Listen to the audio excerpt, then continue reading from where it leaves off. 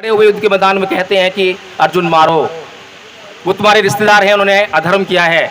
लेकिन तथागत बुद्ध जब अंगुलीमाल को सुधारने के लिए जाते हैं तो वहां वो मारने के लिए नहीं कहते किसने पाप किया है, इसने 1000 लोगों को मारा है। वे निहत्थे जंगल प्रवेश करते हैं, कोई हथियार नहीं है, कोई सेना नहीं है, और उसके चित्त परिवर्तन करके सुधार के उसको जो है वापस समाज में लेकर आते हैं, भिक्षु बना देते हैं। और वही भिक्षु जो कल तक हत्यारा था, सुधरने के बाद उसी समाज के कल्याण के लिए काम करने लगता है। इस तरह की सांस्कृतिक परिवर्तन की आज जरूरत है। कुमार मेघवाल के ऊपर अत्याचार हुआ और वहां पर जाकर जितने भी नेता हैं बड़ी बड़ी बातें कर रहे थे, मार डालेंगे, ये कर देंगे, वो कर देंगे। कि ये अत्याचार किसी व्यक्ति के ऊपर नहीं हुआ है, पूरे समाज के ऊपर हुआ है। और जो मुआवजे की बात हो रही है, नौकरी की बात हो रही है, वो उसके साथ तो न्याय हो सकता है, लेकिन अत्याचार क्योंकि समाज के ऊपर हुआ है तो समाज के साथ न्याय कब होगा?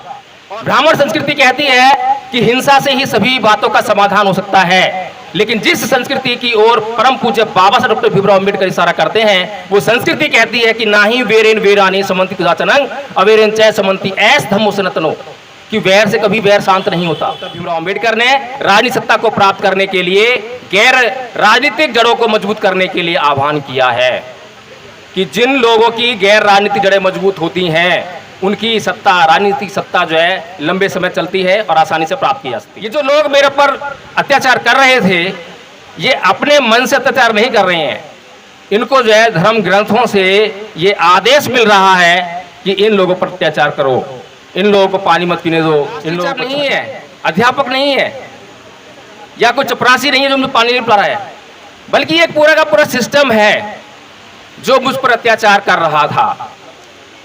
और उन्होंने देखा कि ये ना केवल मेरे ऊपर अत्याचार हो रहा है बल्कि पूरे मेरे समाज के ऊपर अत्याचार हो रहा है और हजारों वर्षों से हो रहा है। मैं एक सामाजिक कार्यकर्ता हूं, राजनेता नहीं हूं। और परम पूज्य बाबा साहब डॉक्टर भीमराव अम्बेडकर ने बड़ी अच्छी तरीके से एक सामाजिक कार्यकर्ता और एक राजनेता में अंतर बताने का काम किया है। शायद जिसको समझने का काम हमने अभी तक नहीं किया है। एक सामाजिक कार्यकर्ता जो अपनी पहचान के लिए तरसता है, लेकिन लगातार समाज के मुद्दों को, समाज सुधार करने के लिए निरंतर प्रयासरत रहता है, संघर्ष रहता है। लेकिन एक राजनेता जो है लाग लपेट वाली भाषा बोलता है, वो बातें बोलता है जो तत्कालीन समाज है, जो उसको सुनना पसंद करता है, और वह कोई भी ऐसी बात नहीं करता है, चाहे वो बात समाज के लिए कितनी भी जरूरी क्यों ना हो, चाहे वह बात समाज के सुधार के अंतर्गत क्यों ना हो, वह वही बात बोलेगा जो उस समाज को पसंद हो, चाहे वह कोई रीति रिवाज हो, परंपरा हो, कुछ भी मामला हो। लेकिन परम पूज्य बाबा साहब डॉक्टर भीमराव अम्बेडकर हमारे समाज में एक ऐसे सामाजिक कार्यकर्ता के तौर पर आए और समाज सुधारक साबित हुए, जिन्होंने कभी भी उस राजनीति के लिए अपने समाज सुधार को गिरवी या बेचा नहीं। और परम पूज्य बाबा साहब डॉक्टर भीमराव अम्बेडकर ने कभी भी, कोई भी कितना ही बड़ा नेता क्यों ना हो, किसी भी समय उनकी राजनीति खतरे में क्यों ना रही हो, लेकिन सच बात को बोलने से कभी गुरेज नहीं किया। इसीलिए मैं भी यहाँ पर आया हूँ। मुझे मालूम पड़ा कि डॉक्टर रितु यहाँ बैठी हैं और आंदोलन कर रही हैं, दिन में भी चल रहा है, रात में भी चल रहा है। मेरे एक बात दिमाग में आई, सोच रहा था मैं कि जो नालायक बच्चे होते हैं, जो पढ़ाई लिखाई नहीं करते, जो बचपन में मेहनत नहीं करते हैं, उनको अपने पूरे जीवन भर मेहनत मजदूरी करके अपना जीवन गुजारना पड़ता है और हमेशा जो है परेशानी में ही अपना जीवन जीना पड़ता है।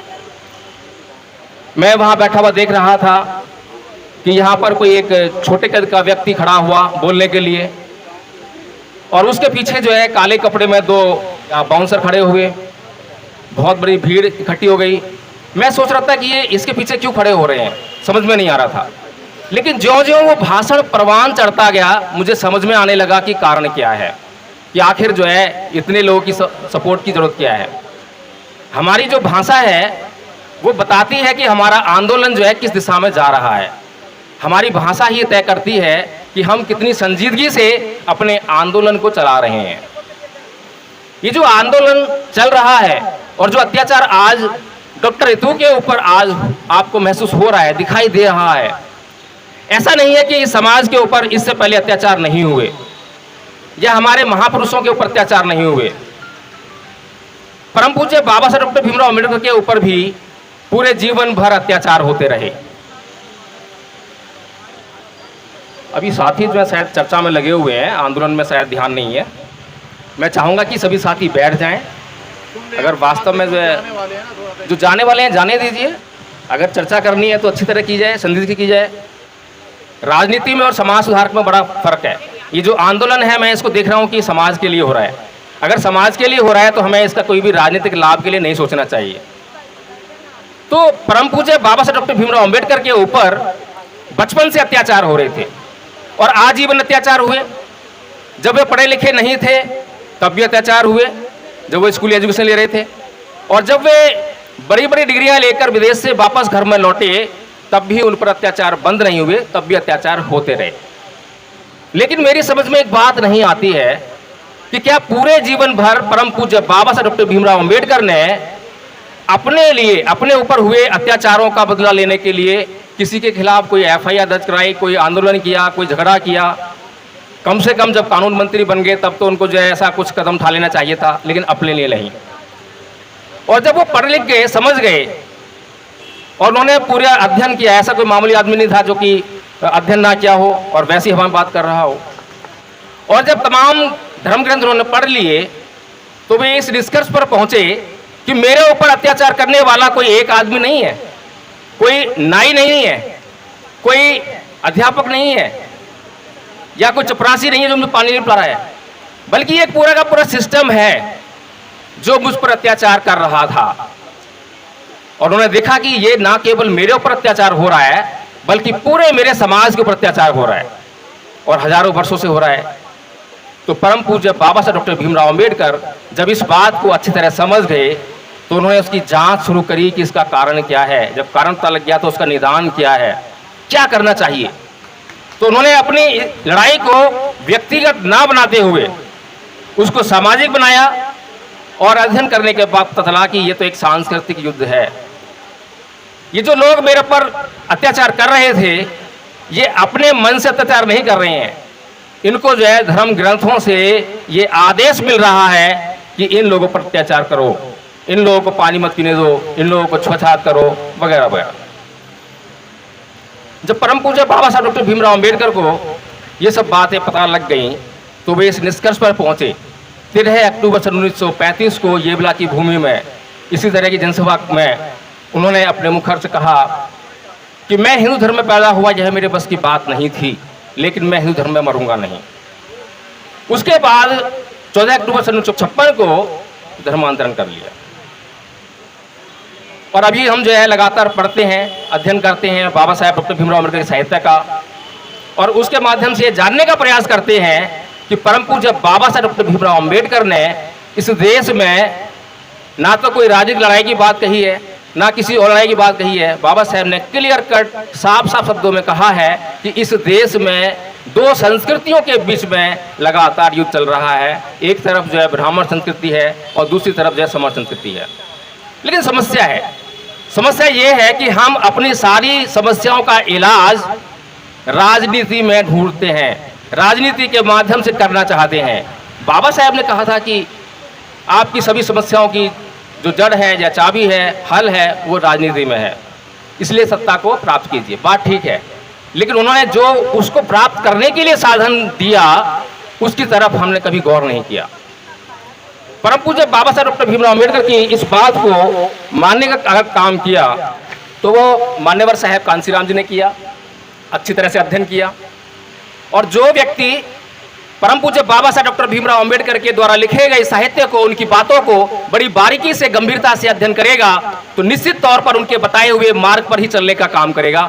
और मान्यवर साहेब कांसीराम जी ने जब उनकी बातों का अध्ययन किया तो उन्होंने पाया कि बाबा साहब डॉक्टर भीमराव अंबेडकर ने राजनीतिक सत्ता को प्राप्त करने के लिए गैर राजनीतिक जड़ों को मजबूत करने के लिए आह्वान किया है कि जिन लोगों की गैर राजनीतिक जड़ें मजबूत होती हैं उनकी सत्ता, राजनीतिक सत्ता जो है लंबे समय चलती है और आसानी से प्राप्त की जा सकती है।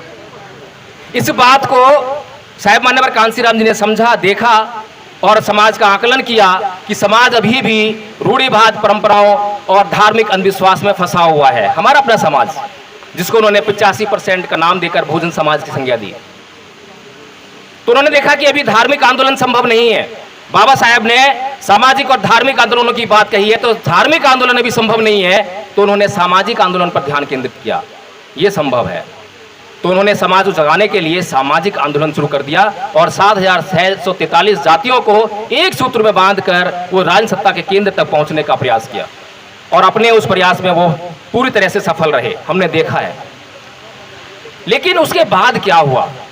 उसके बाद हम देखते हैं कि हमारे जो नेता हैं, हमारा जो नेतृत्व कर रहे हैं, समाज का नेतृत्व कर रहे हैं, वे सच्ची बात कहने से डरते हैं। मान्यवर साहब कांसीराम जी ने जब सामाजिक आंदोलन करके जो सत्ता हासिल की थी, उसके बाद अगला कदम जो है धार्मिक आंदोलन का ही था। इस बात को हम समझ नहीं पाते, क्योंकि सांस्कृतिक परिवर्तन जब तक इस देश में नहीं होगा, अगर हम दूसरों की संस्कृति के अधीन जीते रहेंगे तो वो संस्कृति हमें लगातार गुलाम बनाए रखेगी। आज भी मैं देख रहा हूं कि यहाँ पर बैठे हुए जितने भी लोग हैं वो कहीं ना कहीं उस संस्कृति से जुड़े हुए लोग हैं, जो संस्कृति हमें लगातार गुलाम बनाने का प्रयास कर रही है। तो सच्ची बात तो यह है कि हमारा ये सांस्कृतिक मामला है। आज डॉक्टर रितु की लड़ाई नहीं है। डॉक्टर रितु आज सक्षम है, वो ऐसा आंदोलन यहाँ पर लगा सकती हैं, आज तमाम साधन उनके पास है। लेकिन आज हमारे समाज के ऊपर लगातार रोज अत्याचार हो रहे हैं। मेरे पर रोज फोन आते हैं कि सर यहाँ पर ऐसा हुआ है, मेरे ऊपर SC/ST एक्ट में अत्याचार हुआ, मैंने FIR लिखाई, चार्जशीट फाइल हो गई है, लेकिन गिरफ्तारी नहीं हुई है, लेकिन कोई उनको जो है सहायता नहीं मिल रही है। फिर गरीब लोग हैं, वो ऐसा आंदोलन नहीं कर सकते हैं, अपनी आवाज को इतने बड़े पैमाने पे पहुंचा नहीं सकते हैं। हम लोग भी उनको तवज्जो नहीं देते हैं, क्योंकि जब तक कोई मामला समाज का हाईलाइट नहीं होता है तो वहां पर हम लोग पहुंचने का काम नहीं करते हैं। तो समाज को उन अत्याचारों से निजात कैसे मिलेगी, उनको न्याय कैसे मिलेगा? आज डॉक्टर रितु की लड़ाई जो है अपने लिए नहीं, उस समाज के लिए होनी चाहिए। लेकिन वो समाज के लिए जो लड़ाई तब कर पाएंगी जब उन्हें परम पूज्य बाबा साहब डॉक्टर भीमराव अंबेडकर की जो लड़ाई है वो अच्छी तरह से समझ में आएगी। तो जब हम कहते हैं कि सांस्कृतिक लड़ाई है, उसमें अगर हम सोचें कि हम कहां पाते हैं अपने आप को, अभी हम कहां पर हैं? अभी जो परम पूज्य बाबा साहब डॉक्टर भीमराव अंबेडकर के साथ में जिन लोगों ने धर्मांतरण किया 1956 में, वे लोग कहां हैं? किस संस्कृति का हिस्सा है? क्या उन्होंने सांस्कृतिक परिवर्तन कर लिया है? बिल्कुल भी नहीं किया है, केवल नाम में परिवर्तन हो गया है। पहले वो कुछ और लिखते थे, अपने नाम के आगे जो है बौद्ध लगाने लगे हैं, तो ऐसा लगता है कि शायद परिवर्तन हो गया है। हमारे सोचने का ढंग, बातें करने का ढंग अभी भी हिंदू संस्कृति से ही लिप्त है, ब्राह्मण संस्कृति से लिप्त है। ब्राह्मण संस्कृति कहती है कि हिंसा से ही सभी बातों का समाधान हो सकता है, लेकिन जिस संस्कृति की ओर परम पूज्य बाबा साहब डॉक्टर भीमराव अंबेडकर इशारा करते हैं, वो संस्कृति कहती है कि ना ही वेरेन वेरानी समंति कुजाचनंग अवेरेन चय समंति ऐस धम्मो सनातनो, कि वैर से कभी वैर शांत नहीं होता, अवैर से ही वैर शांत होगा। जब हम राजनीतिक लड़ाई करेंगे तो हमें जो है चुप रहना पड़ेगा, कहीं ना कहीं जो गलत हो रहा है उस पर भी चुप्पी साधनी पड़ेगी। लेकिन जब हम सामाजिक कार्यकर्ता के तौर पर समाज में निकलेंगे तो जो गलत हो रहा है उसको सुधारने का काम करेंगे, सही करने का काम करेंगे, और हमारा मकसद जो है समाज में गलत हो रही बातों को सुधारना चाहिए। आज अगर हमारे ऊपर अत्याचार वो प्रिंसिपल कर रही है इस कॉलेज की, तो परम पूज्य बाबा साहेब जिस संस्कृति को इशारा करते हैं और जो उसके शास्ता हैं महाकारुण तथागत बुद्ध, वो ऐसे लोगों को अपराधी नहीं कहते। वो चोर हो, हत्यारा हो, बलात्कारी हो, तो तथागत बुद्ध जो है उसको अपराधी से पहले वो कहते हैं कि ये बीमार है, ये आदमी बीमार है। वो डॉक्टर सविता जो प्रिंसिपल है इस कॉलेज की, जिसमें से कि डॉक्टर रितु को वहां से रस्टिकेट किया गया है, तो वो जो महिला है वो मानसिक बीमार है, अपराधी तो है, अपराध तो कर रही है। अपराध को संविधान निश्चित करता है, कानून निश्चित करता है कि वो अपराधी है, लेकिन तथागत बुद्ध बोलते हैं कि वह जो है बीमार है और बीमार का इलाज करना चाहिए। और बीमार का इलाज करने का, ऐसे बीमारों को इलाज करने का अगर कहीं पर कोई सिस्टम है तो वो तथागत बुद्ध का धम्म है। तो कहने का मतलब ये है कि हम, क्योंकि राजनीति जब करेंगे तो हम ऐसे लोगों का इलाज नहीं करेंगे, हम संघर्ष करेंगे, हम अपने आप को जबरदस्ती संघर्ष में ला देंगे। और युद्ध कहीं पर भी हो, कोई सा भी युद्ध हो, चाहे वो हमारे हित के लिए हो, चाहे किसी के भी हित के लिए हो, लेकिन युद्ध में कोई ना कोई तो मारा जाएगा, वहाँ सुरक्षा नहीं है। लेकिन भगवान बुद्ध जिस तरफ इशारा कर रहे हैं, जिस संस्कृति की बात परम पूज्य बाबा साहब कह रहे हैं, उसमें दोनों तरफ के व्यक्तियों की सुरक्षा निहित है। वहाँ कोई मरने वाला नहीं है, दोनों सुरक्षित रहेंगे। तो कहने का मतलब यह है कि इस देश में कुछ लोग जो है राजनीति करने के लिए कुछ भी कहते हैं, कोई भी आंदोलन चलाते हैं, जो लोग वो आंदोलन चला रहे हैं उनका मकसद क्या है? वर्ग भेद पैदा करना। वहाँ संगठन है, यहाँ संगठन है, मेरा दल है, तेरा दल है, वह संख्या का मामला है। ये तथागत बुद्ध संख्या की बात नहीं करते, गुण की बात करते हैं। वे समाज सुधार की बात करते हैं। मैं यूट्यूब के माध्यम से राजेंद्र पाल जी को सुन रहा था, यहाँ पर आए होंगे, रतन लाल जी को सुन रहा था, अभी एडवोकेट भानु प्रताप सिंह जी भी बैठे हुए हैं, उनको भी कई बार सुना है। तो मेरी पीड़ा हमेशा ये रहती है कि जो परम पूज्य बाबा साहब डॉक्टर भीमराव अम्बेडकर, उनको पढ़ने का काम हम इल्ज़ाम लगाते हैं कि जो अनपढ़ समाज है, कम पढ़ा लिखा समाज है, वो पढ़ता नहीं है, समझता नहीं है। लेकिन जो प्रबुद्ध वर्ग है, जो पढ़ सकता है, सोच सकता है, चिंतन कर सकता है, कोई प्रोफेसर ऐसे ही नहीं बनता, डॉक्टरेट करता है, पीएचडी करता है, बहुत बड़ी रिसर्च करता है, उसका दिमाग का जो है परिष्कार हो जाता है, सोचना समझना स्टार्ट कर देता है। तो अभी तक हम लोगों ने परम पूज्य बाबा साहब डॉक्टर भीमराव अम्बेडकर के सिद्धांतों पर सोचना समझना शुरू क्यों नहीं किया है? अगर इंद्र कुमार मेघवाल के ऊपर अत्याचार हुआ और वहां पर जाकर जितने भी नेता हैं बड़ी बड़ी बातें कर रहे थे, मार डालेंगे, ये कर देंगे, वो कर देंगे, छोटा सा काम कर रहा था कि ये अत्याचार किसी व्यक्ति के ऊपर नहीं हुआ है, पूरे समाज के ऊपर हुआ है। और जो मुआवजे की बात हो रही है, नौकरी की बात हो रही है, वो उसके लिए तो मुआवजा हो सकता है, उसके साथ तो न्याय हो सकता है, लेकिन अत्याचार क्योंकि समाज के ऊपर हुआ है तो समाज के साथ न्याय कब होगा? और परम पूज्य बाबा साहब डॉक्टर भीमराव अम्बेडकर ने इस बात में साफ साफ कहा है। लेकिन हम लोग लाग लपेट करने वाले लोग हैं। अगर जहां पर भी अत्याचार होता है वहीं पर धर्म परिवर्तन का कार्यक्रम शुरू होने लग जाए तो मैं कहता हूं कि मनुवादियों के पूर्वज भी जो मर गए हैं रोने के लिए मजबूर हो जाएंगे। और एक समय ऐसा आएगा कि जब सांस्कृतिक परिवर्तन हो जाएगा, सांस्कृतिक परिवर्तन में डॉक्टर सविता जो हमारे खिलाफ काम कर रही है, अगर उसके दिमाग का परिष्कार हो जाए तो वही डॉक्टर रितु से आके माफी मांगे कि गलती होगी मेरे से, मैं क्या कर रही थी, मैं बाबा साहेब के बच्चों का अपमान कर रही थी, जिस बाबा साहेब ने हिंदू कोड बिल के माध्यम से मुझे यहाँ बैठने का अधिकार दिया, मैं उसका अपमान कर रही थी। तो कुल मिलाकर यह है कि हमारे भीतर जो है, जो संविधान और कानून जो हमारे पास है, संविधान और कानून हमारी जो है संरक्षा करते हैं, इंस्टेंट रिलीफ देते हैं, लेकिन परमानेंट रिलीफ अगर कहीं पर है तो वो केवल और केवल बुद्ध के धम्म में है, सांस्कृतिक परिवर्तन में है। इसलिए हमें जो है ये जो इंस्टेंट रिलीफ है, किसी ने मुझे गाली दी, किसी ने मुझे मारा, या किसी ने मेरे ऊपर हमला कर दिया, किसी ने जातिवाद अत्याचार कर दिया, तो एफआईआर तो करानी पड़ेगी, बात ठीक है। लेकिन एफआईआर कराने के बाद क्या वो मनुवादी व्यक्ति सुधर जाता है? क्या उसका मन शांत हो जाता है? नहीं होता, उसके अंदर बदले की भावना जागृत हो जाती है। तो कुल मिलाकर कहने का मतलब ये है कि अगर हम इस देश में उन मनुवादियों को इस देश से बाहर नहीं निकाल सकते हैं, या कोई दूसरा देश बनने की संभावना नहीं है, उनको भी इसी देश में रहना है और हमें भी इसी देश में रहना है, तो जरूरत इस बात की है कि उनको सुधारा जाए। तो हमें इस देश का निर्माण करना है और इस देश में वो सांस्कृतिक परिवर्तन करना है। जो संस्कृति जो है, कृष्ण जी खड़े हुए युद्ध के मैदान में कहते हैं कि अर्जुन मारो, वो तुम्हारे रिश्तेदार हैं, उन्होंने अधर्म किया है। लेकिन तथागत बुद्ध जब अंगुलीमाल को सुधारने के लिए जाते हैं तो वहां वो मारने के लिए नहीं कहते किसने पाप किया है, इसने 1000 लोगों को मारा है। वे निहत्थे जंगल प्रवेश करते हैं, कोई हथियार नहीं है, कोई सेना नहीं है, और उसके चित्त परिवर्तन करके सुधार के उसको जो है वापस समाज में लेकर आते हैं, भिक्षु बना देते हैं। और वही भिक्षु जो कल तक हत्यारा था, सुधरने के बाद उसी समाज के कल्याण के लिए काम करने लगता है। इस तरह की सांस्कृतिक परिवर्तन की आज हमें जरूरत है, जिससे कि हम परमानेंट एक अच्छी स्थिति में आ सकें। हमें व्यवस्था बनाने की जरूरत है, हमें दूसरे लोगों के द्वारा जो अत्याचार कर रहे हैं उनकी व्यवस्था को बारीकी से समझने की जरूरत है कि वो किस तरीके से अत्याचार कर रहे हैं, क्या पैमाना है और क्या उसका रिलीफ हो सकता है।